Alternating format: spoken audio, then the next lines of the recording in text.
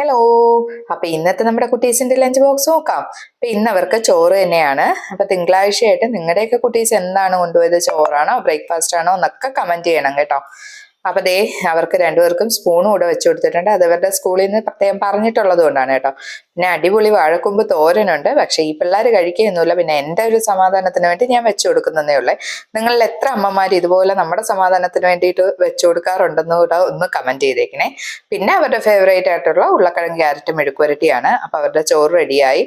ഇന്ന് ഒഴിച്ചുകറിയായിട്ട് കുമ്പളങ്ങയൊക്കെ ഇട്ട് വെച്ച ഒരു പുളിശ്ശേരിയാണ് കേട്ടോ. നല്ല അടിപൊളി പുളിശ്ശേരിയായിരുന്നു. അപ്പൊ അത് നേരത്തെ തന്നെ തണുക്കാനായിട്ട് പാത്രത്തിൽ ഒഴിച്ചു വെച്ചിട്ടുണ്ടായിരുന്നു. അതുകൊണ്ട് തന്നെ നേരത്തെ തണുത്ത് കിട്ടിയിട്ടുണ്ട്. അപ്പൊ അതുമായി. അപ്പൊ അവരുടെ ലഞ്ച് എല്ലാം സെറ്റ് ആയിട്ടുണ്ട്.